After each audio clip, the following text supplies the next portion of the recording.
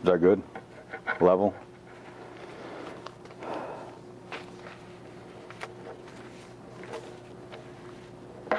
I assume you know that unless I could make Evelyn Wood look like she was on Downers,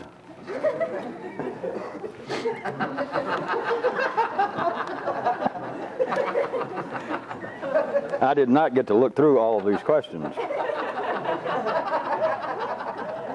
But, be that as it may, I'm going to use some, and others I just made Cole read them. I tried to glance through to see which ones so I don't have to stand here and read some that did not require an answer. Before I do that, I want to say a few things I've been talking about. You might call it a few more hints about the voices and about the absolute inescapable position of humanity being that through every biochemical possibility in him, whatever seems to be happening outside is only one of two possible responses. That, of course, now you've heard it for 2.5 weeks, and it just sounds self-evident. But the thing about this kind of information, the kinds of maps that always come out of this at any given time and place, is that even when you hear it and you think, well, that is simplicity itself, you should still be struck, not by being impressed by me personally, but you should be absolutely, continually struck by, why the hell didn't I ever think of that? Of course, to have that feeling, you've also, it's got to, in some way, encroach upon your ordinary state of somnambulistic existence, that this has some significance, even if I don't see what it is, to hear, and it struck me that the only thing you can do in response to what seems to be external to you is either to act or to think about acting. Even if it does not floor you with a Buddhist state, it should still be striking you that there is something to this. So, I was going to say a few more things about that. One is, left with the possibility that someone is either acting or thinking about acting, is to be continually and firmly aware of the fact that both of them move energy. And in a particular way, I want you to see how, or try and put together, I'm just going to give you a couple of hints of how the voices themselves come into this. I could talk about it, I could draw out further maps and discussions of the voices by themselves, but there's also an area wherein they are very interrelated, and the voices can be seen as operating at the behest in certain areas of these two possibilities of the organism, apparently responding by action or thinking about action. And the energy being transferred by both possibilities. In the matter that I was going to point to, the two voices act almost as schedules of the departure, arrival, and explanations of the journeys of the organism through acting or thinking about acting. What else, to point out real quick, what should be the obvious? And somebody should hit them, boy, how obvious. The two voices, what fuel do they have? Either your actions or your thinking about actions. That's all they can talk about. But you can see, I'm going to leave it at this, but you can see in a certain way that they are almost as verbal schedules, explaining and noting departure and arrival times of this journey. Of course, the journey I'm referring to is not being run by steam, it's being run by actions and thinking about actions. And the voices are like verbal schedules and explanations. What else they got to talk about? You want another challenge right quick? We'll take a couple of seconds. What else can they talk about?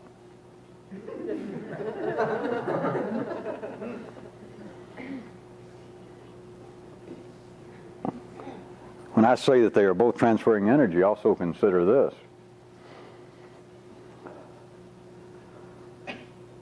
The organism seems to be responding in a way that may at first appear to be direct and obvious, but it's not, because you, that is all organisms, human organisms, you are responding in two ways. You're responding to the apparent actions of other people, but then you are responding also to your own voice's assumptions of their thinking about action.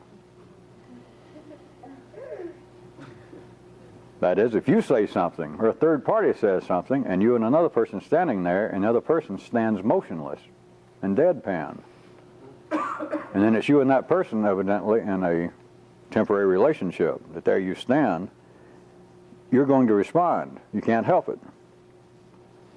And so if the other person is absolutely motionless and just stares, you're going to respond to your voice's assumptions of the other person's thoughts about actions. And of course, if they are acting, then you can respond to their actions. And once you get the mathematics down a bit, you can see that one voice can respond and talk to you about the response to their actions. If they make some move, you go, did you see that? Did you hear what he said? Was he talking to me or you? And one voice can respond to his apparent actions. Maybe the guy looks like, who's he talking to? And then the other voice can respond to what its assumption is of what the guy is thinking about action.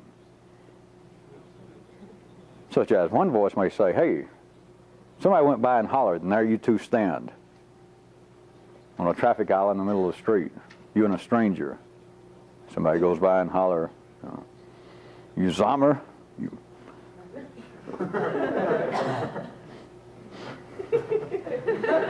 Well, you rat bastard for you Gentiles.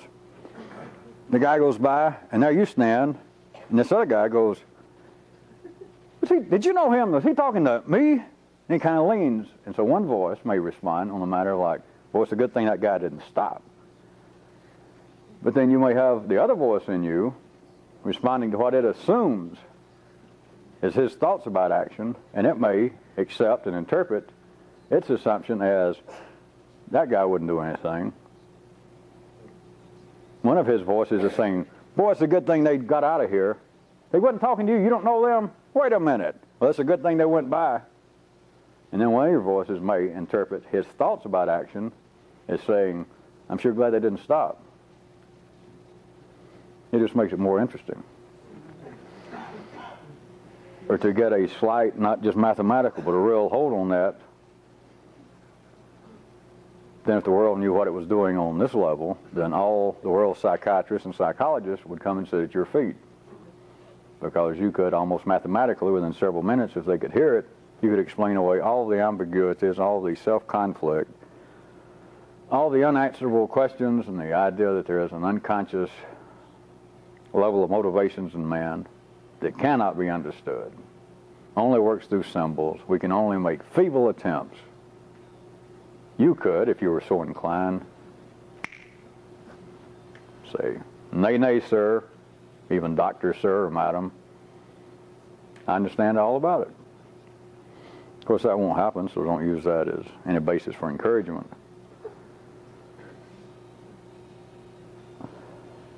I had a question here I was going to mention something related to anyway. Does everyone remember me pointing out that there's a continuing series of triads, that whatever is occurring, that there are three legs to it. There are three places in which everything is supported. There are three forces of some kind at work. And that before your very eyes, you living in the midst of it, is continually unfolding, refolding, reshaping itself. And that you can find continuously a brief second wherein it's almost as though, if we're talking about a three-legged stool, if I bring it into 3 dimensions, that your life at that very moment was likened unto you and the situation, a three-legged stool, and this whole situation lifts up on 2 legs, It's going to shift, and when it comes back down, it's going to be slightly different from second to second. It could be dramatically different. You standing there and suddenly somebody goes by and hollers out that there is a brief second that I likened unto a vacuum, and it is always going to be filled, or else what appears to be the situation is simply going to disappear. You won't even be aware of it, that what seemed to be the situation will be gone, and then there'll be a new problem. And the first time I mentioned this, I simply pointed out that you would be better off, as dogmatic as it may sound, but you would be better off to do anything once you begin to see that there is a vacuum, that one leg is up, this three-legged stool, and before it sits down, is to do anything.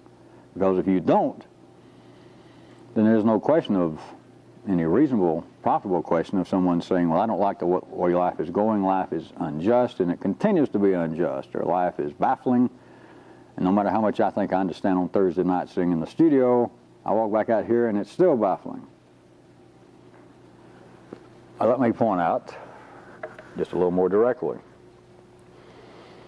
that when you were talking about the vacuum point, the second you've got that a triad is moving into another triad, there is only one thing that will fill that vacuum, and that one thing is not thinking of action.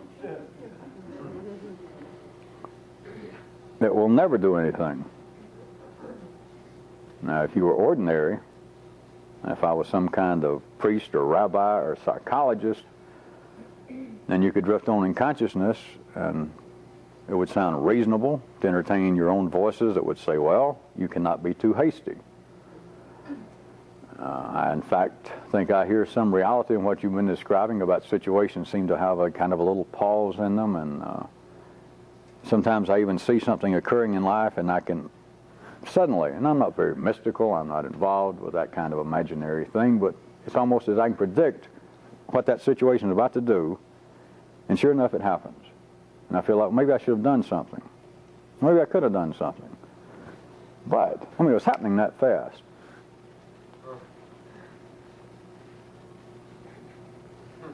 It's good to reflect upon what one is going to do. And from many, many levels, you can't argue with that. But to fill in that vacuum, there is only one thing that will do, and that is action, and not thinking of action, because it's too late.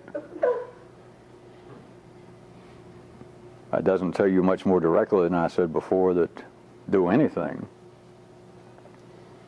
But some of you should now be able to see that there is a definite, quite usable crack between doing something and thinking about doing something. And if we took an attitude from people whose response level, response time came from the lower regions of the circuits, the older circuits, you could certainly make a yellow circuit case against hasty action like that. These sorts of people can create more trouble. They can stick their foot deeper in the mud than they were when they apparently tried to extricate themselves from it. When they tried to improve the situation, they made it worse. And if we were ordinary, you could take very reasonable positions and say, yes, that's true. What are you left with?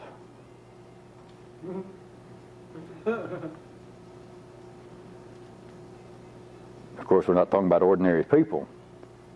And someone asked, if I get to that question, if I pulled it out, if you were left and that was the only possibility, let me see if I can make it, well, hell, I know I can make it plainer,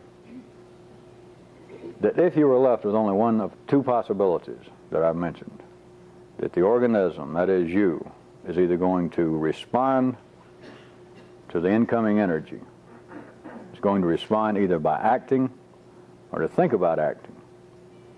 If you were left with only that, all of this would be a waste of time, other than the yellow circuit and some higher blue circuit enjoyment. Because the thinking of action, as I noted to you last week, is always too late.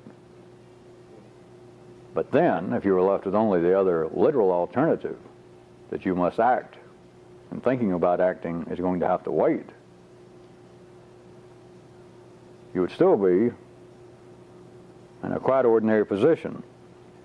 If you would still be doing that you would continually think about the acting afterwards and say, I made a mistake. I'm paying for it. For some reason I'm suffering over it.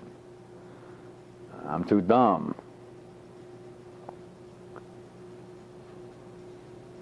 Surely someone suspects that you've got to be able to get to the point. Has there ever been forgotten for a while that I call this the future now?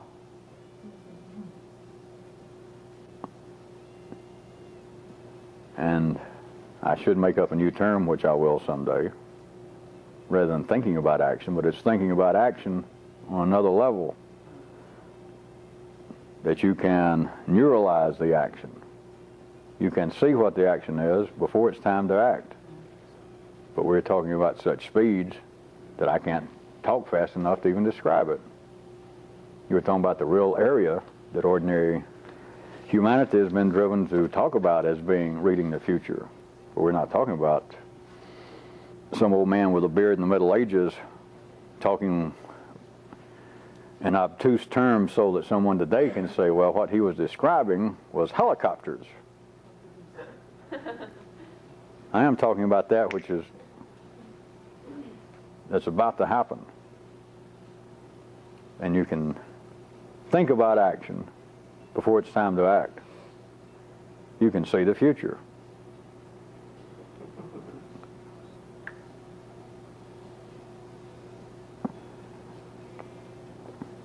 Until that point, this just coincidentally fits into a couple of questions and notes that people wrote tonight. At one time I wrote and spoke several times on the matter of the kind of position that a person was in internally. But this may be so obvious that some of you, I know that some of you do not live by this by the most efficient manner possible, and that is you should stay out of bad sections externally. Is that this whole room full of people, I've never kicked at it before, but I know what it is, there is a low-level sensation of hubris begins to get to people involved with this. It is like a shock, the first kind of shock of getting over life being nothing but one soap opera episode after another, assuming that all of you have gotten a little bit better off than you were when you came here. Then you can end up wandering almost anywhere on this planet, wandering down in bad sections of town, down dark alleys, and you have a feeling that begins to creep up on you of absolute immunity. There is a reality to that, but there is a limit to everything, including the great God reality. And to wander around in some way without analyzing it in an objective way, that I am Superman. Nothing bad has happened to me since I got involved with this. My life used to be nothing but one damn first aid episode after another, and now it's just smooth sailing. Nothing bad happens to me. You should learn how. There's a way in which you can insulate yourself, but you've got to be intelligent. And plus, you've always got to be prepared to act. But when you're faced with situations, when you put yourself in places where situations can arise that you have got to be able to face the consequences of immediate action, that is not necessarily profitable.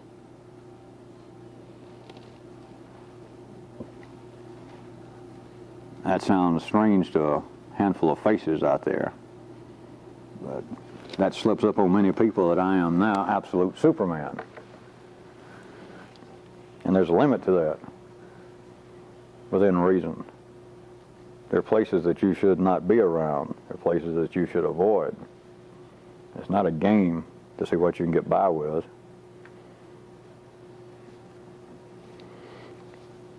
If it meant anything, I'd take partial responsibility with a handful of you of some of the things we've done, you've seen me do. I think, well, hell, if he can do it, I can do it.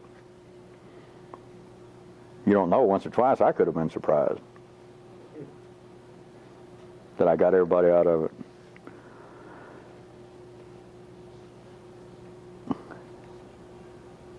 I don't want to stay on the subject to give you people the blues, but let me point out one other little thing. There is a real fragility to the thinking about action self. And there is a low-level awareness of this that is out in life. One that I know has permeated many cultures and many times is a man as a hero in his own backyard. Is that not plain enough? Everybody is George the Dragon Slayer while sitting at home with the doors locked and plenty of cigarettes and coffee and feet propped up on the table. Everyone is Henry Kissinger with an atomic warhead under those conditions. But please note, those conditions are not action. Those conditions are thinking about action. And there is a fragility to that self. That fragility in very mechanical ways, for purposes that obviously serve to transfer certain kinds of fractured energy in life, continually occur, and they're oftentimes the people that are judged to have had nervous breakdowns, that either for no apparent reason or for a reason that ordinary consciousness and other people seems to identify as what was the death of his wife, it was the loss of his job. But there seems to be a crack in this thin veneer that always seemed to be good old Fred. And just something happened. He just fell apart.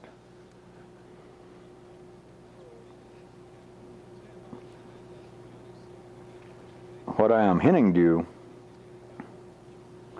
is this conflict between the older, lower circuits' mechanical need to act, to stir to act immediately, under many conditions, and the higher, younger circuits' desire, mechanical desire to think about acting. Has set up a situation that there is a very fragile, there must be a word more meaningful than, or term than thin veneer. I know, very thin veneer. What a way I have with words. That this conflict can come up on a person. And it can have very unprofitable results. And as soon as anybody has a feeling of knowing what they're doing, is why I'm reminding you again that when situations turn in such a way that you can see a moment of a vacuum, if you can act, if you have any notion of what you're doing, if you can feel the lower circuit stir, and I'm not saying that any of you are truly in that position yet, but I'm telling you this, and you can think about it in the place that thinks about acting, then there is only one thing that will satisfy the organism. And I don't mean just on a mechanical level, because I am not telling you that you are ever freed from it. When it is called, when action is called for, nothing else will suffice. And the more that struggle goes on, the more fragile becomes that veneer.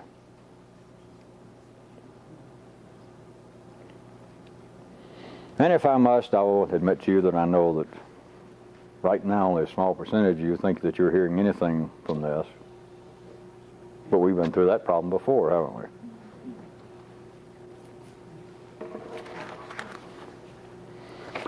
I'm going to try some of the questions and see what we got, the ones I glanced at.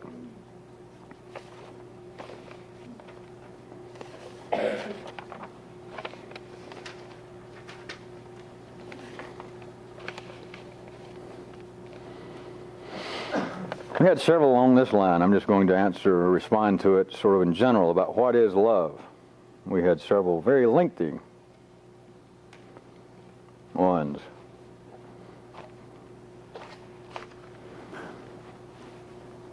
Here's the kind of thing that most of the questions, the ones I glanced at, had to do with, and the kinds of things that most of you could find most profitable to start with. It seems as though if you looked at horizontal musings, writings of humanity, that love surely would be the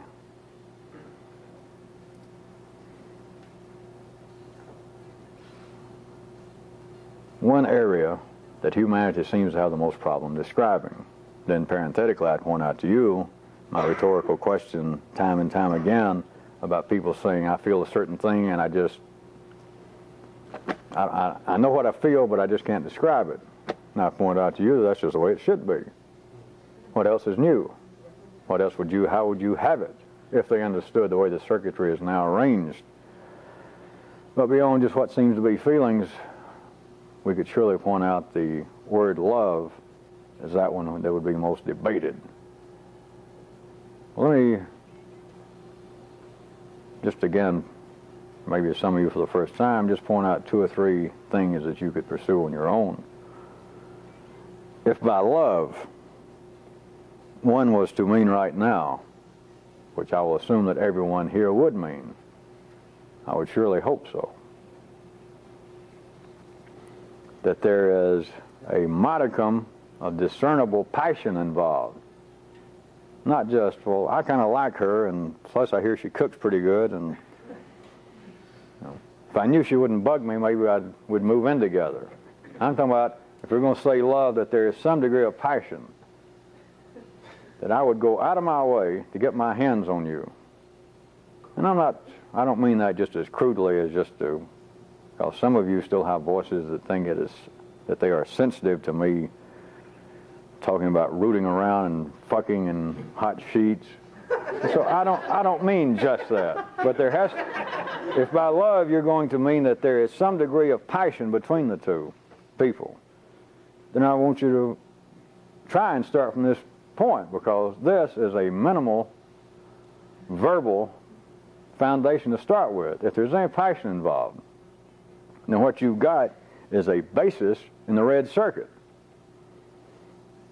That's the basis of it. And we're talking then about something that if we could separate the circuits, which we cannot, but we can, or I can, attempt to separate them in passing and talk about a certain way to get you to try and look at it and follow it on your own. But if we could separate it, and we're talking about if there's any passion involved, or those of you that do like it more straight from the shoulder, some good old-fashioned lust, some passion. We're talking about that the basis of it is in the red circuit. And if we could separate that from the rest of it, then we're talking about a circuit among all circuits that is nonverbal. It only deals in action. It does not deal in talk and thought about action. It cannot, if we could separate it. It cannot speak. There's nothing it can say. It cannot think in words. And to the kind of questions, of course, were not just what is love, but then several people pointing out what seems to be their personal difficulties of in and out of relationships, and how can they tell beforehand if anything is real or when I fall into a relationship, and it seemed to be that I am more passionately involved in the other person, or vice versa, or inside out. If we're talking about that, which is, if we're going to say love equals passion, on one hand,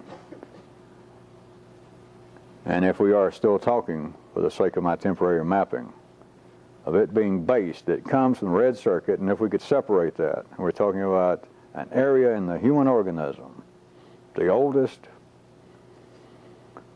that does not talk, then as far as trying to deal with that in some way, how can I handle this? How can I change the kinds of passion that seem to engage my attention? Then if we were talking about that circuit in some way being isolated, and that is the basis of real passion, let me point out, should I say again what should be obvious? No. If we were talking about on that level, we're talking about something that is far too powerful and slippery to control if it were operated by itself. And it operates to varying degrees in varying organisms as different people. That there are people that, some of you I can see several men in here that still, I smelled it on them when I first saw you. It's not an attack. But all of you, women included, among all, should know that there are men out in the world that would normally, or I would, refer to as the Alabama people. People whose primary transfer area in their organism is the older lower circuits. Then they're the ones that can apparently just fall in love for the night. Or the bricklayer that'll stand there in a bar and be willing to just have his ass beat. Just run the possibility that he's over there trying to talk to this girl that walked in for the first time. The bartender says, hey, she came in here with her 2 brothers and her husband. The guy said, give me another beer. And non-verbally, if you could read it, his organism is already putting out the message. His voices, without the necessary words, are already telling him, I don't care what it takes. You know, she's either going out in the truck with me, or I'm going to get my head beat. Either way, I'm going to get some action tonight. All right? I know that sounds funny, but only because there is reality to that. Now, that would be as far as the complexity of the human fully functioning organism. That's about as close as I care to search for an example, that if we were talking about the red circuit actually in action by itself, then that's what we're close to. I don't know her name, I don't know anything, but you know, all I know is I'm going to do whatever it takes to fuck her tonight, or somebody's going to have to whip my ass. You know, something this side of rape. All right, that would be that kind of passion. And as I said, most of you, up until these days, I would say men, and still I can see that women, it is not really at that same level, which is neither good nor bad. But women should be able to recognize that in men. We're talking about something, if we were talking about a person, that the red circuit had that kind of control. It was almost cut off from everything else. Then we are literally talking about something that is too powerful. I can think up several words, but that's the best one, for anybody to directly control it. That you can take the bricklayer and say, listen, our guy come over that's 6'8" and weighs 300 pounds. And he comes on and he said, listen, I saw you talking to my wife. Now, I don't necessarily want any trouble, but I want you to stay away from her. I'm just here for a beer. If you come over there again, I'll tear you into about 14 pieces, and I won't think twice about it. But just stay here and mind your own business. And I got no complaint with you. And he walks off. Has no effect. You know, as soon as the guy turns his head and goes to the bathroom, this guy's back over there trying to talk to her. Now you could, I'll repeat one more time, that kind of thing does not exist. If it existed in anybody, he wouldn't be in a bar, he couldn't talk, he wouldn't be wearing clothes. But he wouldn't know what a glass was, he wouldn't have any money. But I'm taking what is a living example that does take place to try to carry this as far as I can under conditions in which ordinary people now survive. But if that was looked at by an ordinary person, they could try to analyze it in some way. Well, he's got a psychological problem. Or what he wants, he is a masochist. He wants somebody to beat him up. He knows in some way, he is unconsciously driven to try and pick up women who are unobtainable. You know, you could go on and write a treatise on that for ordinary people. But I'm telling you, as I have been telling you, forget what seems to be psychological influences. Even if there was such a thing, they have got to become biological for anybody to react to them. Which that's still not even true, but if it were true, that's what you're left with. And so the example I'm giving, I'm not talking about a man who has some, quote, psychological problem and he wants to pick up women who won't have anything to do with him, or he wants to pick up women under a dangerous situation where he might get himself hurt. That's certainly what it can appear to be. But it is biological. And we're talking about if, back to the question, if you're going to equate love with a degree of passion, then that is like the bottom line to start with. That's what you're dealing with. And the kinds of questions I know everyone to some degree has about why can't I seem to, at least in the past or right now, handle my love life? Why do things not operate in a simple fashion? Please note, that is thinking about action. Now when you're with that person, or whatever person or persons you seem to have trouble with, if you're there and there's some kind of agreeable action, like good old down-home fucking going on, Or if you were just there having fun, and you and the other person was out playing frisbee, or you're out jogging together. But fucking, I must tell you, is the best example, since we started off on the level of passion. Then ask yourself, you realize it yourself, what seems to be the problem right then? Well, now need I point out the obvious again, since I'm so great at it. How often do you hear in movies, television, see in literature, or hear people say, boy, me and that man, that woman I'm with, it is almost unbelievably pleasurable when we're in bed. If we could just take part of that when we got out of bed and have to walk in another room and have it made. What'd I just say? But then ordinary consciousness, ordinary people take it as there's some kind of psychological problem. Sexually we're so compatible. By the time he has one cigarette and gets out of bed, and now I lay and I feel real good and just so glad to be alive, he'll hit the kitchen, I'll hear the door slam on the icebox, and I'll know what's coming. He'll holler, didn't you get any beer? And he just ruined the whole thing. I could just die. What's wrong with a man like that? You know, there's something in his past. You know, there's something in his past, the same thing as in your past.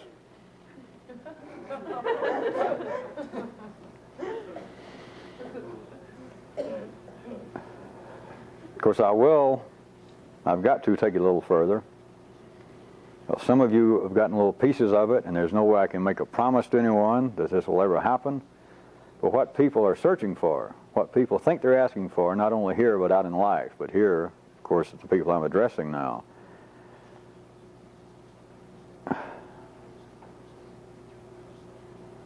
The real prize that people are looking for is, and even the Greeks had a nice story for it, but it's like a jigsaw puzzle that you and the other person fits, and not just at the red circuit level. Well, when you go outside this room, outside this, any further explanation almost begins to break down. I'm almost left using the same kind of words that marriage counselors or psychologists would use nowadays. Not that they're wrong, but it's meaningless. It would be compatible interest, similar political viewpoints. We're both into sports. We're both into self-discovery. We're both of the same religion or no religion. But, as I said, that is meaningless insofar as there being some kind of unnatural, profitable relationship possible for ordinary people, because many people get together that jog, both of them collect snaps, both of them are Reformed Buddhist, and the relationship lasts 2 weeks. But in here, and there's just no way I can guarantee it, but what you're all looking for when you ask these questions, and even those of you who don't, if I could find somebody that I don't like to fuck, but was trying to do the same thing I'm doing, and after that I'm not even going to try to describe it, but it's like it all fits, and it's not a matter of anything that you can ordinarily describe. It's not a matter that you have got to tell the other person I love you. There's just nothing else I can tell you, but that's what you people are asking about. And somebody, I think I did mark it, if I can find it.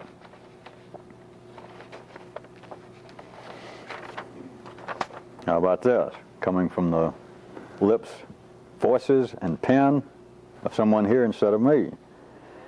You have mentioned before that being lovers with another person here presents one with a great opportunity. This has recently been seen more clearly in light of your comments concerning action and thinking about action.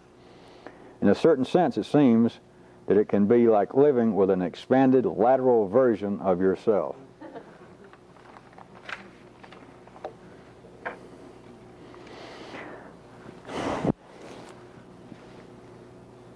I was about to leave it at that. I told you there's not much more I can say in words, but it's the kind of things I've let Kyrut write one paper about one time that all of you have heard, and I've made little passing remarks about. If you find somebody here, and that there seems to be a certain amount of passion, you've got to have that for it to be anywhere close to what you people are talking about love. There's got to be a sexual attraction without any kind of explanation, whether is long-lived or not. But beyond that, you people should not be so fast to give, once you get into it, is to abandon it. And above all, as crude as this sounds, if you can treat the other person like you would treat God, if such a person existed. And if you would not expect the other person to do anything that you couldn't do. Which all this can almost sound like some kind of New Age marriage guide out of Reader's Digest if it was published in San Francisco, I guess. But it is a fact. You know, who, and this is more at men right now, although equality will catch up, I guess, of expecting somebody to do that which you can't do, or that you won't do, however you want to describe it. Out in life, that's ordinary. But you people expecting something else, you can't do that. You're just you're back at the same level, you're back in the same ballpark. Of course, a few of you have taken this serious in the past with me, taken it seriously, and you tried it even with people outside this group, and it can have very surprising effects because people are not accustomed to it. You don't have to tell them about it. But you cannot expect in a relationship that's got a passionate base, it's got a sexual base to it, you cannot, not here, expect anybody to do anything that you can't or won't do. And you should not even start out asking them to. You should not let your voices, in response to them, be assuming that their voices are talking about wanting to do that which would please you. But you're lost. You're back in the same eddy. That's an Alabama whirlpool. A little teeny one. But if you do that, you're a little teeny person anyway, so that's all it takes.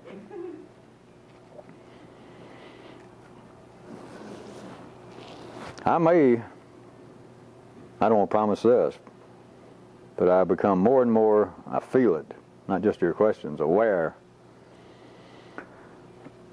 of a kind of sexual problem in the group. Since I started this, I might as well say a little bit more. And it has been increasing at more than an arithmetic level. And it has to do with more and more of you people having energy available, not to just run line level existence.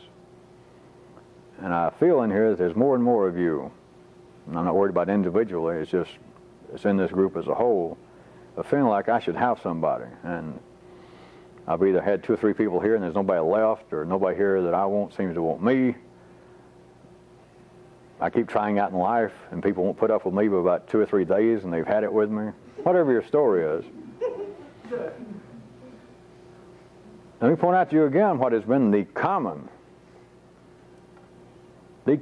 denominator among just a very few of every would-be school, religion, monastic order, would-be secret spiritual endeavor of any kind throughout the ages. Has been what? We're all going to have to give up sex. We'll all buy a big farm, and the men live over here and the women live over here, but until in some way the gods come down and tell us otherwise, or until further notice, we're going to have to give up sex. Now, it says right here that you can always find a holy book, or you can find, I'm sure every holy book in the world, you can find something that you can easily translate into thou shalt not fuck if you're going to be godlike. You know, after all, can you imagine God getting all hot and sweaty? So therefore, people who would aspire to be close to God should give up fucking.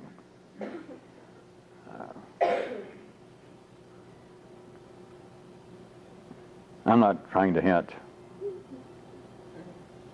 that that is a profitable line whatsoever. But that has always been a problem, even if it's on a low level. Even if it's on a level that was not as... If it was on the level that I've normally referred to as would-be groups or would-be mystical organizations, it is still a problem. Of course, it's a problem if you got a bird-watching society with men and women. Unless they were all over 60 and all 20 miles past menopause, it might not be a problem. But any other time, it's a problem. It's a problem in churches. Let's all get together and we'll worship God. And first thing you know, you find out, the head guru's trying to screw my wife.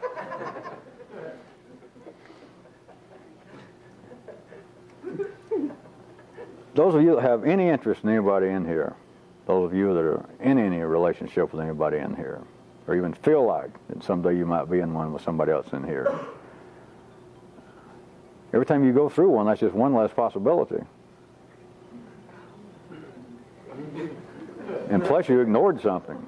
You missed a great opportunity to learn something to come out of it just with a feeling that you may put on a bravado front and say, well, I guess it was partly my responsibility. She didn't really do anything to make me mad. I don't know. It just sort of seemed to fall apart. You missed something. You missed an opportunity. Because if there was a passion involved to get you attracted to one another in the beginning, and if you both were involved with this to any degree that you're both still here, you should have treated each other like walking Madonnas, virgins. You should have treated your apartment like Valhalla. You should have kept your hands off each other. You should have treated that person as though there is my missing link to a higher state, to a higher level of consciousness, to increased understanding would be through her or through him, or else you wouldn't be attracted to them. It's just a fact. I could prove it mathematically if we hadn't had all you people turn your back on the great, wonderful world of mathematics.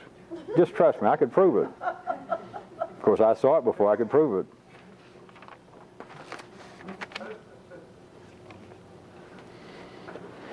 Let me try this one again. It continues to come up.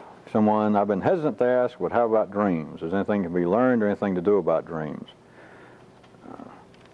Does anybody also note that every time new people come in, every time I go to another city, when I went to New York 3 or 4 weeks ago to see those people, the ones I'd really saw for the first time and sit down with, they wrote questions, and I just walked in off the plane. I glanced over, and I took into consideration some of what they had written. I just sat there and talked to them for a couple of hours. And I stayed around a few minutes after it was over. And somebody mentioned about the questions that I actually look at theirs. And I turned to the person, I said, well, I did glance at them, but do you know that the first time, me being with people like you in these conditions, would you believe that I could answer all the questions without even looking at them? Do any of you suspect by now that's true? Even if we said I had no mystical ability whatsoever, what do you think of as mystical ability? How about just through habit? Would you believe that I have now seen enough of them and that they're always the same? Which is not an attack on the people, but you could learn something from that. There's always one about dreams. And I've noted that many times to you people. Does anybody find that interesting? Don't just take that I normally sort of brush it off, but you even find it interesting that out of any reasonable sized crowd, and it wouldn't be just me. The Pope could show up, Swami X, Guru Z, and make a speech and say, does anybody have any questions? Write them down. And I assure you, if there was 20 people there, one of the questions would be about dreams. Would you please say something about dreams? I have astounding dreams, and I'm sure they're very important. In fact, if I could see you later, I'd like to discuss my dreams with you in depth, in person, in detail. Which, of course, I always say, listen, I got a plane that's waiting right now, and I just barely got to get to the airport. But you should. That's a reasonable, like everything else, area for you to ask yourself, why do dreams seem so important? But then you're left with me asking you, with no cynicism, because most of you have heard it enough and know there's some basis to it, why be concerned? How can you call it a profitable area to be concerned about dreams when you're walking around, most people, 3/4 of the day, and you don't understand what's going on right here, and it's what you up heretofore and everybody else calls, well, I'm conscious. I mean, my dreams, I'm laying there and I'm at the mercy of what I ate. I'm at the mercy of spirits for all I know. I'm at the mercy of my unconscious mind finally takes over. It's probably the general sophisticated idea right now.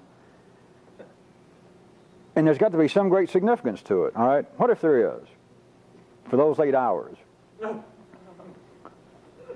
about the other 16? You're walking around, and by everybody's definition, you're conscious. What in the hell is going on right then?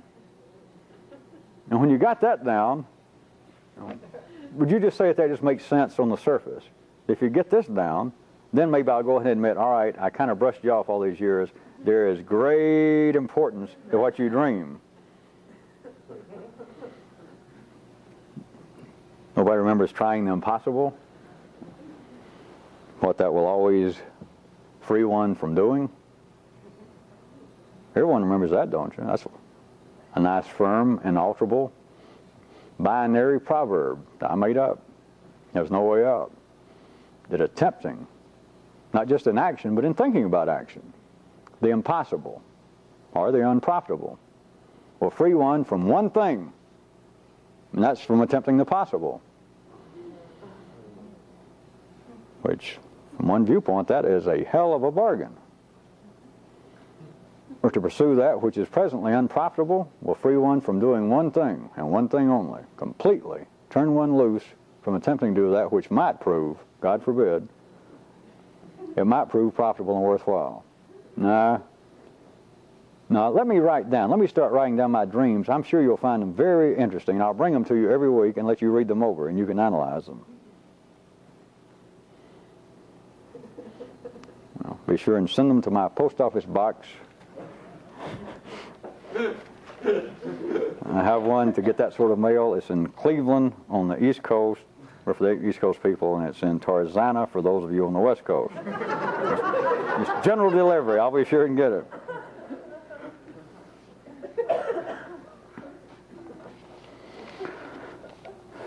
I didn't put them in order, but there were 3 or 4 I think I pulled out here about the voices. So they may begin to overlap like everything else. And I read, in terms of bringing the private and public voice into alignment to generate lateral expansion, first, of course, one must be able to hear the private voice more clearly. But how does one do this? Here one get the question amounted to, how can one bring the private voice more into the open? Is the way they're asking it. But also remember that I point out that this is not a static situation. Once you begin to think that you may have located, which I gave you, I guess I could call, is there anything such as a blatantly or an obscenely blatant hint? The source of one of the voices is in the older, lower regions of the circuitry, and the general source of the other voice is in the higher, younger region. But they are not limited. They can switch. But back to the way the person asked the question, which there were several like this, that which appears to be, I'll rephrase what they put, that which appears to be my private voice, now how can I bring it more clearly so I can become more familiar with it? One is, I guess some of you will catch on as soon as I throw it in your face. You remember the dancing confessional, the singing out loud? One of it is to force, even more audibly, what seems to be the public voice.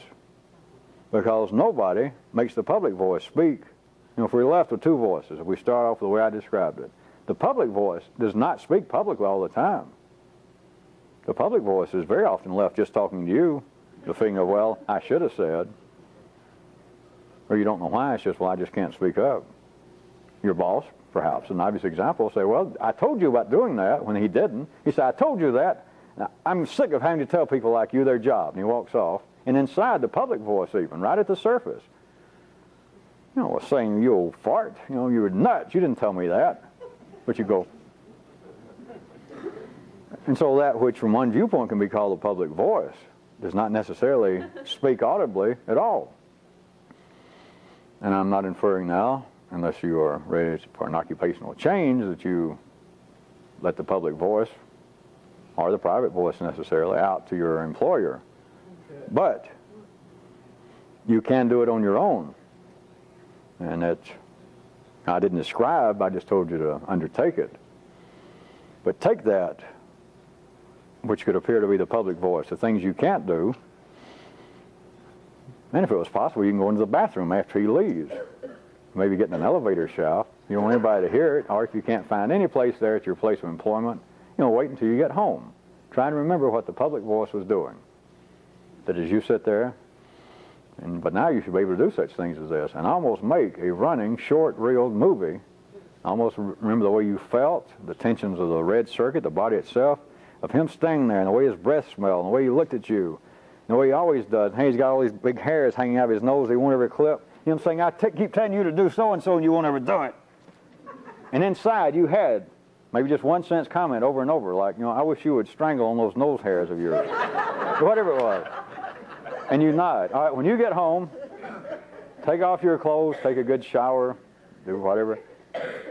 Dance around and sing out with passion, or shake your fist at the wall and sing out. In other words, take what even seems to be the public voice and in a sense wear it out. Just get accustomed to that which you are normally talking about. You're going to talk about more, even if you can, under conditions where you wanted to.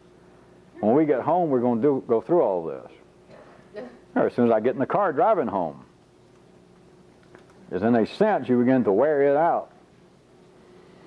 As you say, you make the public voice go ahead and say out loud, under all conditions reasonable and profitable, is make it go ahead out loud and do that which a public voice should be doing. That's one way I can describe to start going about this. Another one is looked at from another viewpoint is do not let the private voice, as much as you can get any hold on it, don't even let it get to the screen of consciousness. And a third way is to go back to the public voice, is do not even let it get to the screen of consciousness, which we've been through this for years. I just wasn't using those terms. And another combination is don't let the public voice, just in you, we're talking about being inaudible, just limited to your own organism, is don't let the public voice reach the screen of consciousness. And simultaneously, try to take the Soto voice, the private voice, and bring it up louder. It's what would normally be the public voice, in the same way of not looking at the screen, of being able to stop the movie before it comes from the projector up here, that you know what it is. In a sense, you can see it, but until you actually look at it, you're not fully conscious of it. It does not run the full gamut through the circuits to burn it in. Right? Same way with the voices. Is then try and find the one that would be the Soto voice. It's like the noise, to mix my pictures, it would be like the noise of the projector. And you know what's coming up on the screen, and you turn away and you don't let it hit the screen. You stop it midair, and at the same time try to bring up your awareness of the hum of the projector. In a sense, you will reverse the positions of what's going on. For those of you keeping track, it is yet again a great dreaded trick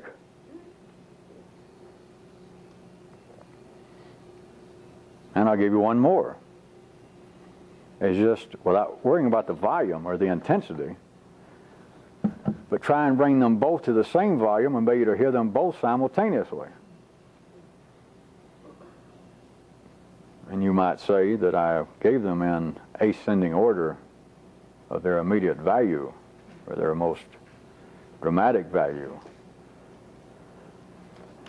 That rather than worrying about which is which, or which one is coming from which area, when you find that there are two voices going on almost continually, and you find that one seems to be predominant, and it's not even necessary that you be able to satisfy yourself that, well, I have correctly labeled what I'm hearing right now has got to be my public voice or my private voice.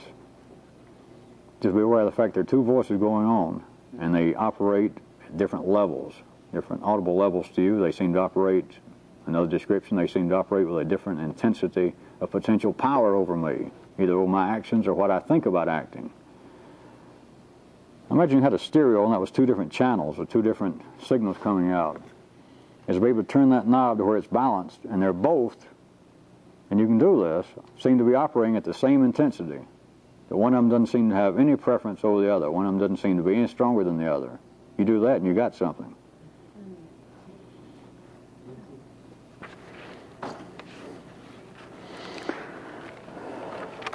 Reading more questions. It appears that shocks are often generated through the blue circuit.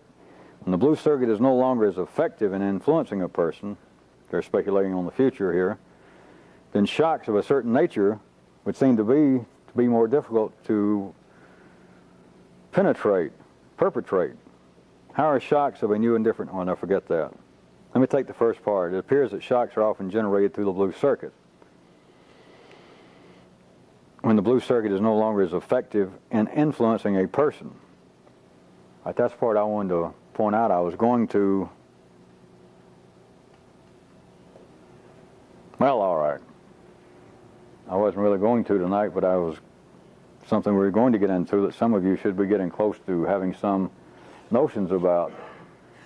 to picture the circuits the way I've been drawing them, with the red, the blue, and the yellow, and you notice there are only 6 places the way in which I've got it drawn, and for a particular reason, even though they don't exist like that in you. But the blue circuit, notice, touches the red in the middle.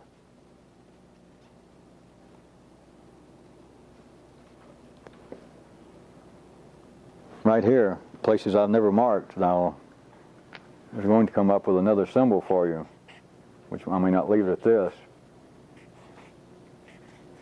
but having to do with the area. See, the red would just be getting into if those were perfect circles.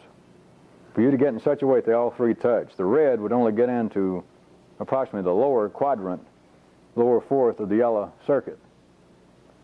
And of course, vice versa. The yellow only gets into the upper, say, quarter of the circle of the lowest, oldest circuit, whereas the blue touches the center.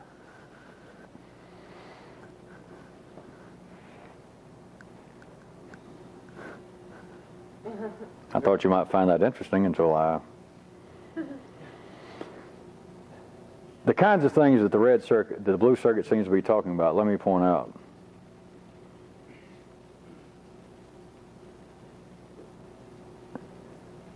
Must get, I'm going to use this person's terms.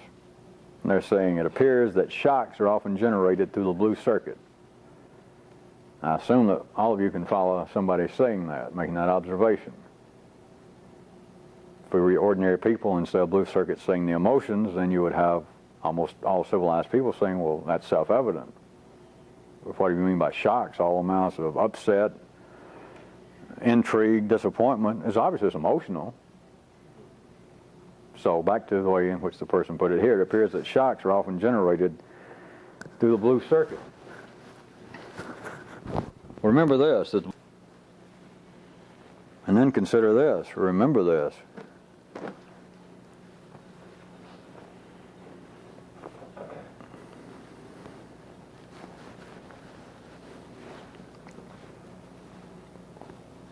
Now, let me put it to you as a kind of a question. What area would you think is the most continually potential to produce shocks?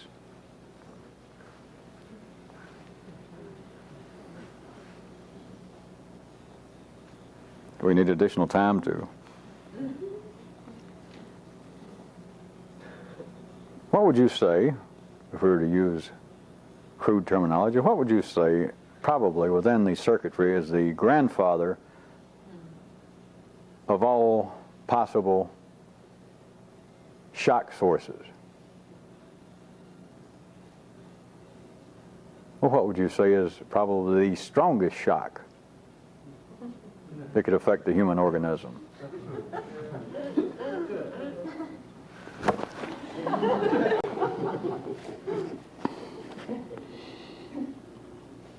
There is that potential within the red circuit. Now that the yellow circuit knows that it's going to die. Now the information, since it cannot be limited to one direction, you cannot get information going from one direction to another without it going back, not unless you can build me a fail-safe burglar alarm, which none of you have even come close yet. Once any information gets to any part of the circuit, forget it. In some manner, it's going to get everywhere else. It can come out in all sorts of forms. But now the knowledge is extant throughout the organism of the basic shock that you, Tootsie Roll, you Twinkle Toes, are going to die. And the knowledge cannot be extracted. You can't take it out. You cannot turn to any one of the circuits, any area of any of the circuits and say, wait a minute, don't you listen to that. That could be his imagination. Or you can't do anything about it, so don't worry about it.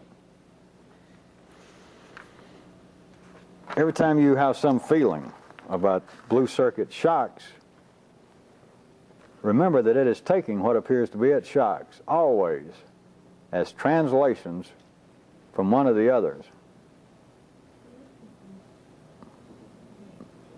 Or if you want it back to our grand continuing challenge, find an exception.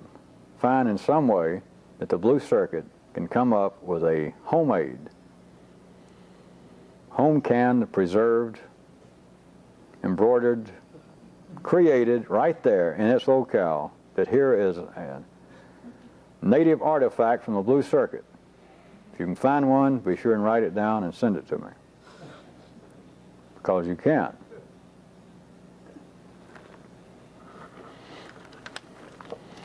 My life at times seems really yucky.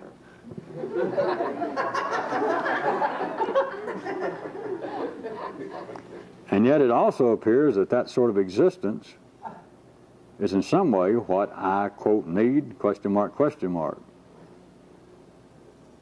And could I put it as this kind of question? Will I continue to need to live such a life?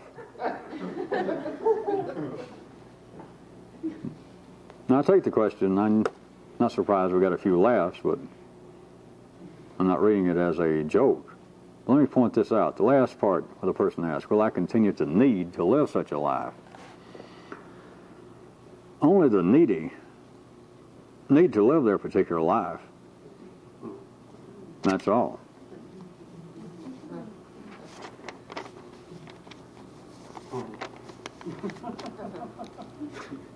And this is not a place for the needy.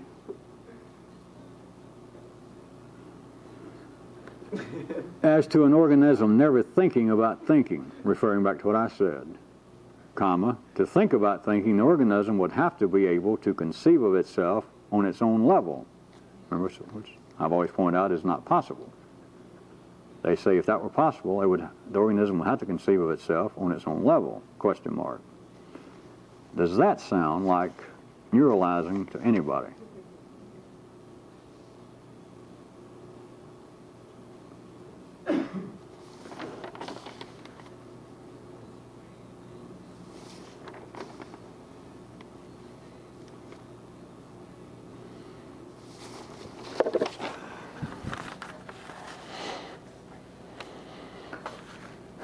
If life does not know what it is going to say next, of course they're quoting me more or less, or do next, how is so-and-so possible, and so on and so on. The part I was going to refer to, if life does not know what it's going to say or do next, and what they're asking is, how is anything possible? How could we ever know what we're going to do next? Everybody follow me that far? I'm just taking a piece of it. It is a matter of level, while reminding you it's not simply a three-dimensional something. We're talking about it going into all possible directions away from where we are, if you looked at yourself as being the center of this. And when you reach another, what would amount to a different dimension, I don't guess I have to back up too often. Most of you have been here enough. I'm not talking about science fiction and going into black holes and a 95-cent paperback, but simply that people do not see how everything here is connected, and that there is another dimension right here, not in a science fiction movie.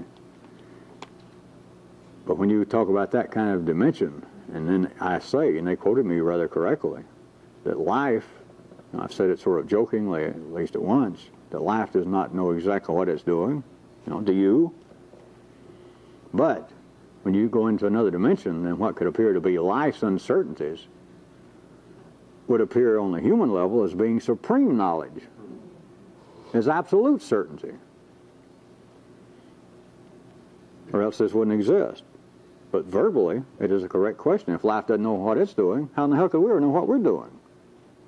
But I am correct to point out that life does not know exactly what it's doing. But compared to you, compared to humanity, it has thus far witnessed your continued existence, witnessed the continual growth, the expansion of life on every level from the red circuit on. And yet, ordinary consciousness looking at life from its viewpoint, still on the basis of there being gods, something extrinsic to the system, it is still that part of consciousness that would say, well, if there is a God, he knows exactly what he's doing. Exactly. I mean, that's part of the definition of God. And therefore, the idea that life, if you're meaning that synonymous with my God, to say it does not know what it's doing, that will not fly. You could destroy the whole concept of some superior intelligence or some superior consciousness. And why so? It cannot be proven logically. I'm not about to attempt it. But as some of you are beginning to get, after all of my pointing in different maps, you're beginning to get glimpses of, it is not necessary in the way in which your ordinary state of consciousness thinks of it now, it is not necessary that life know what it's doing to suit you. Because at the ordinary level, nothing suits you. At the ordinary level, the concept of God does not even suit you. That I could have lived with the idea of God, maybe, unless you can tell me why children are born deformed, and why people are starving, and why people torture one another over some kind of religious or political idea. You know, there is no God. Something's wrong. That's the same thing as saying, well, life does not know what it's doing. Life is not going in a beneficial direction. It is not evolving. But it is. But it does not have to evolve to suit the ordinary level of consciousness. And so what can appear to be uncertain on your level, a human level, could just be of absolute no consequence to life. It'd be maybe no more than, say, the uncertainty of humanity over the question of political justice over the last 2,000 years. That might amount to life picking a sesame seed out of its tooth that fell. There could be a small, and that's it. So what appears to be uncertainty, what appears to be things back to the freeze frame snare, the single frame snare, there are this one thing of which I'm aware, belies any idea of life having any knowledge or consciousness of what it's doing. At that level, you're correct. But you're at the same level. That's all you can see, and that's all you can see. So by me saying that life does not know exactly what it's doing, you got to remember the scale of what we're talking about. I said it for a particular purpose. The question was reasonable, the observation. But compared to humanity, you know, good grief, give us a break. You are in bad shape if you're now beginning to worry. I don't mean this person is. But if you went away and sat in a closet and you thought, wait a minute, you mean everything given, life does not know any more what it's doing than I do, you would have pause to worry if you were ordinary. If it's any consolation, I don't know what it should be, but I'm not worried.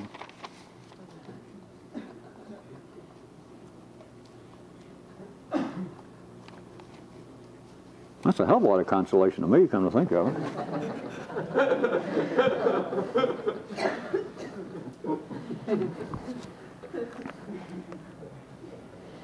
Are we the only meeting of people to attempt entry into this new circuitry at this time?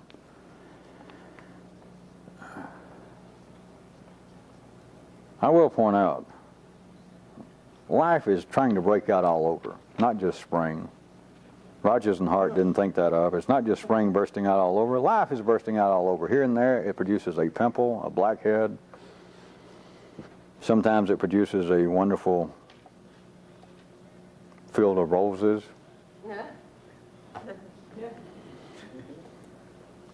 But back to the question. I know people want to ask this. And it's hard to believe. It's hard for me to believe. And I know it's true. There are people meeting all across the world that all of you know about. All of you know names. There are people that don't have names yet. There are well-known groups of people. There's the churches, and there are all the mystical groups. There are people around meeting, doing something. And to some degree, it is life attempting to expand. And there are voices in all of you. Well, not all of you anymore. There are voices still in many of you that I'm fully aware of. Can't be otherwise. To still wonder or tell you, you heard about some new book and maybe somebody told you about it, or you read a piece of it and you thought, boy, I bet he knows more than that guy. I ought to go find him. You know, when I wouldn't try to stop you. But I hate to tell you. When it comes to the research and development department of the Great Life Corporation, I'm telling you, this is the most radical arm. This is the most radical faction in the research and development department, which is what this is. This is the most radical. Now, there are people crazier than me.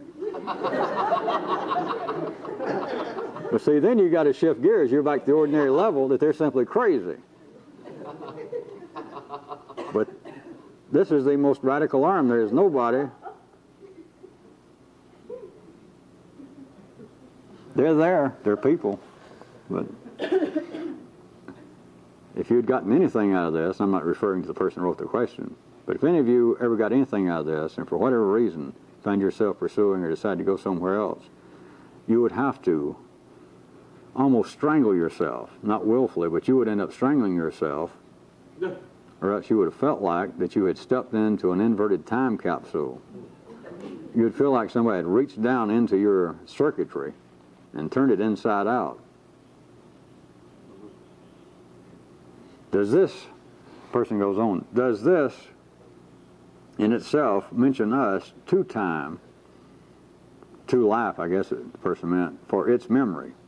And me pointing out the idea of life after death or survival past the horizontal life, and I have given you strong hints while still not trying to talk to you about an inferno, much less a paradise in any kind of specific terms, but I gave you strong enough hints that I thought some of you would remember it, which obviously a few people have, the difference between in you long and short-term memory, what seems to have a real effect. So the person, I'll assume this is the way in which they meant it, does this, that is us pursuing this, in itself, in some way mention us, note us to life, perhaps for its memory? And I could respond this way, that before I'm through, I can tell you this, life is going to have a hell of a time forgetting us. If that makes you feel any better. I'm personally past the point of caring. That's not a negative statement. You think it's still important whether life's going to remember me. You get to a point on your own, or you should, at least those of you that survive all this, taking all of you as a whole, you and everybody else involved, the time will come that you'll understand that's not the problem. Or to use these kind of terminology, you'll understand I wasn't making a smart-aleck joke when I said when I get through, life will never be able to forget us. You'll understand that life couldn't forget you right now, that you reach a certain point, so that's no longer the problem.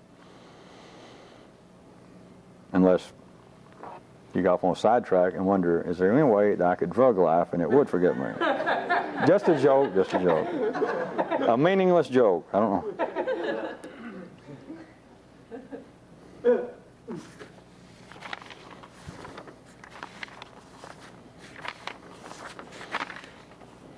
I will try, it'll be my general plan to get to some more. I glanced and use some more next week.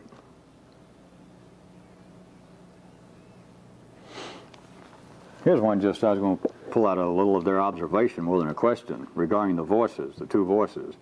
It would seem to me it is almost as the voices are a reflection or reduction of humanity as a whole.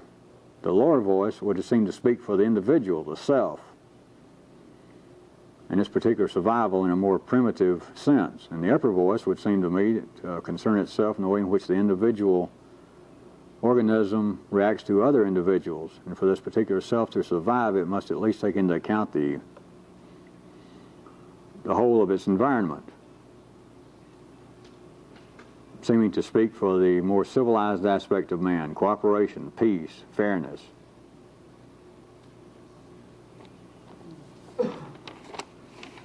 That means I find that a worthwhile continuing observation.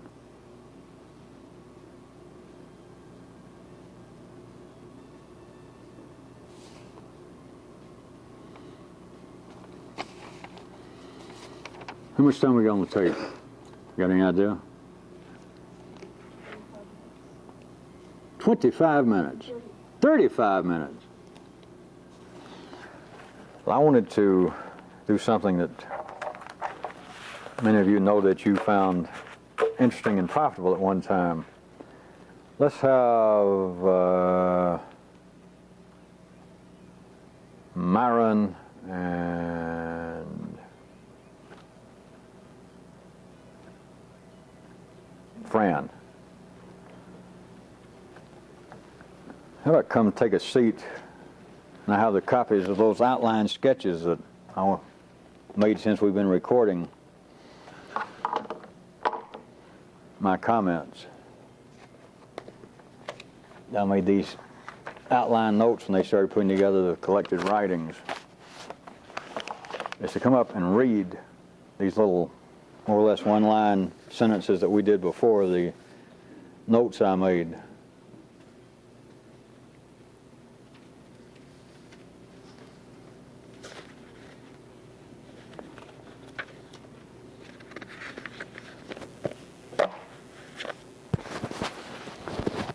Is this going to pick up if they hold, they can just pass the mic back and forth? Yes. Well, come on up. I guess just sit here. How about start? How about start? Like you read one page, and then her read the next page. And be sure and turn them over in order so we can keep track of where we were.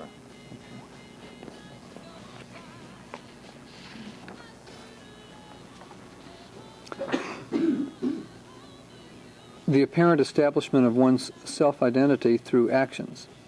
In the past, down the spine, men of action identified themselves by external means. You must now study self-identity in the internal actions. Conscious.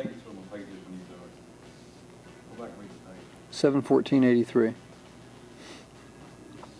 Consciousness as a vague, floating cloud of energy in the brain.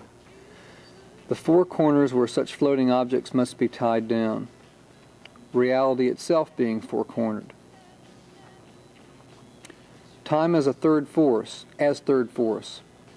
Time as the mortal attempt to deal with and conceive of third force. Time, wherein all things eventually change and resolve themselves, no matter what man may think, feel, say, or do. Time as the attempt to confront the great unknown force. Time equals relationships. Relativity of first and second force. The different possible views at a work site. The real estate salesman, the seller, the buyer, the contractor, the bulldozer operator, etc. The relative question of what is constructive and what is destructive. The view of time as the resolving force. Small habits are the strongest by being the easiest to overlook. It's relatively easy to make an employee quit expressing prejudicial ideas, but difficult to make him quit picking his nose. You should be infuriated at your smallest habits and see them as relative-sized monsters. That which is smallest is the most mechanical. Ordinary consciousness is the smallest possible expression of potential consciousness. Any entry into a system is also an exit. Man enters this level of existence through birth, and hence conceives of his only possible exit as death. By awakening, you make a new entry on a higher level system, and thus you know the returning exit location. Longevity and jogging. Which causes which? The power of the primal flow. Time can also change the answer. Ask mentally. Construct a foolproof burglar system, burglar alarm system.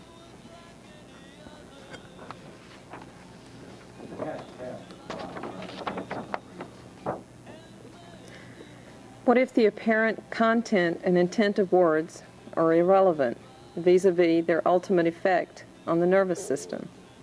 What if the effects are physical in a manner having little to nothing to do with the assumed meaning and message of the words? Ordinary consciousness attempts to explain this after the fact. Faith healers and the power of words, the words of God, etc. The balanced tension between the three forces. The unseen world of Trilon, the land of complete equations, messages with no verbal form. Ordinary consciousness has a self-feeling of depth and complexity which is ill-founded. Psychiatrists say we cannot let our feelings of helplessness and the belief that circumstances are beyond our control stop us from realizing that we, as internal conscious beings, can be freed from the hold of the external world. Consciousness cannot see that its own original source was the so-called external world, and that it cannot ever be freed from its source. The fish cannot manipulate the waters and cannot be freed from them. What do people mean when they say, "He lets his heart rule his head"?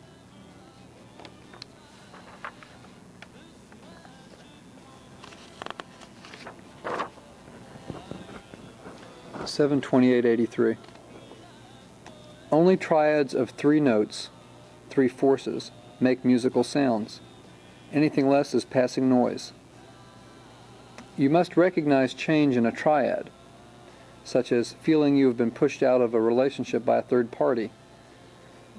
You must be able to see this as an alteration in that personal triad, and not attempt to somehow hold on to a triad that is no more. The more security, the less freedom. Not compromise, but protective balance.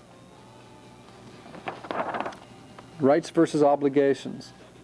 Why does one of these seem to arise in one system, while the other, in name, arise in a different system situation? You must learn to think without examples. Such a new thinking would be in the conception of energy, while examples equal form. The primal and self flows as 2 of the 3 forces. Everyone takes life and the feeling of self personally, but only on the basis of first and second force, and only in higher circuit areas. If you pay attention to a thing, do you become part of the thing?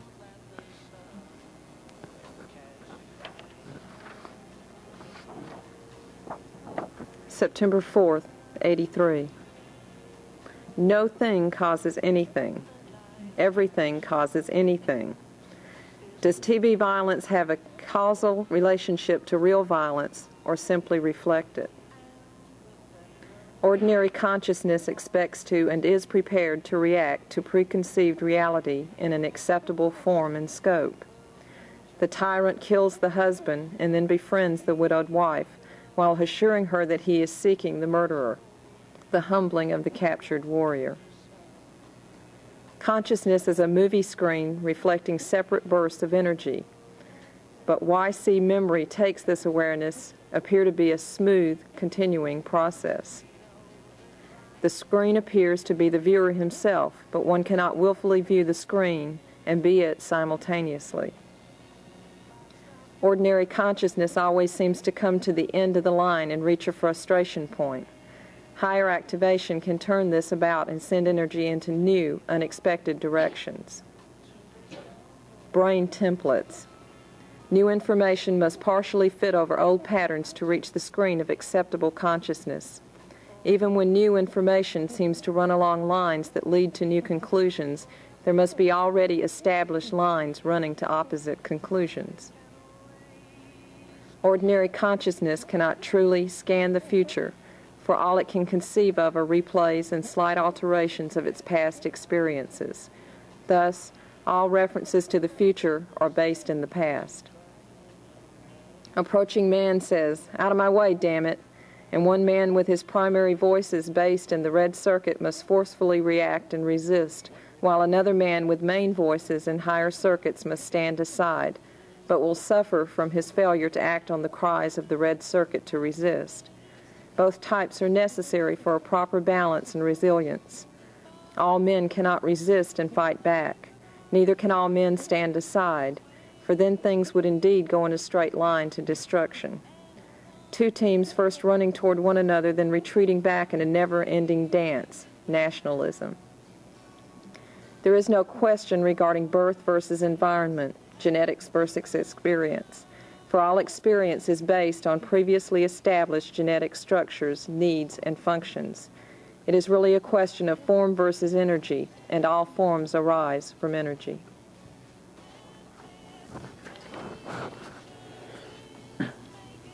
(81183). There are 2 lingering shocks: the knowledge that nothing is broken and that people are vibrating transmitters of energy. Speech is only possible when the YC has reached a certain level of activation. Consciousness begins here. And the Word was God, ushered in a godlike awareness of a self. NS as a vibrating tuning fork. Fred is not a Fred, but freds at a certain frequency. Everyone is an uncertain note, fundamental tone plus overtones. All NS vibrate within a certain harmonic frequency area. Intervals, difference in pitch, frequency. 12 notes, 12 frequencies. Fundamental, basic pitch plus overtones. Resonance, transmission of vibrations from one body to another. Consonance, normalcy, harmony. Dissonance, irregularity, disturbance. Timbre, different sounds from same frequencies. Overtones of flute versus oboe. People with similar vibration patterns can still differ in their wiring harmonics. The color is different. Beats, resulting pulsations of two different frequencies.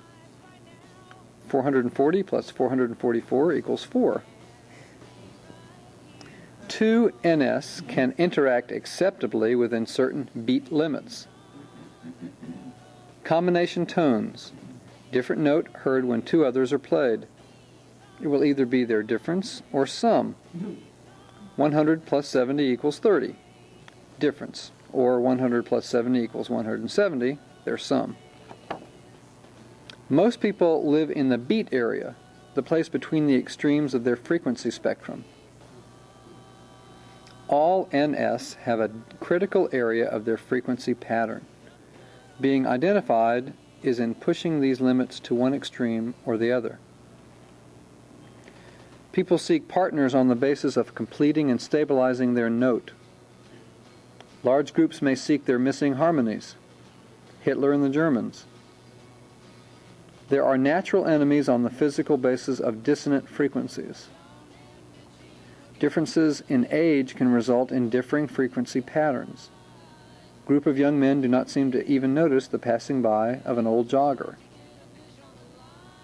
You must be able to activate and vibrate all strings, all 12 notes and their octaves, at the ordinary level of consciousness, to be able to understand the notes and harmonies of others. Personal interests equal spectrum of one's own NS vibrations.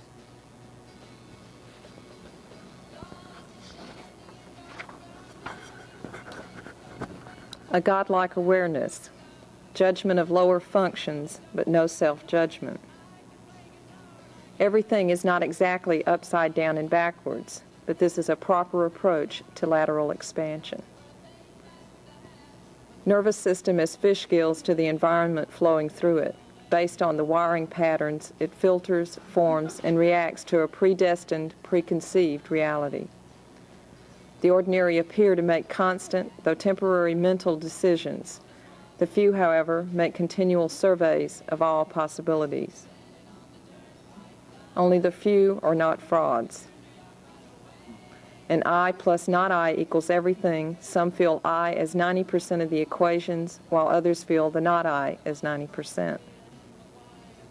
Although there is some built-in leeway in each person's apparent fundamental pitch, there is a need for the nervous system not to be constantly destabilized by every passing tone.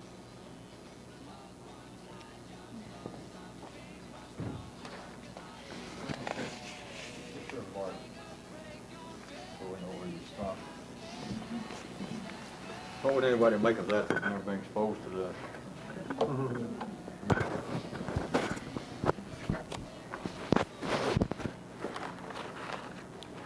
We have the mic on, picking me up good?